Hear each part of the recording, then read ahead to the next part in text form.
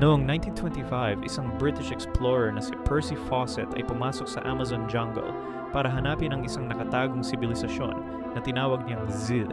Hindi na siya bumalik nang magpadala ng rescue teams para hanapin siya na wala rin ang mga ito. Sa loob ng 80 taon, mahigit 100 tao ang naging missing habang sinusubukang solusyonan ng misteryo. Ilang team ay natagpuang patay dahil sa sakit at gutom. Iba naman ay nahanap na bilang mga kalansay na lang.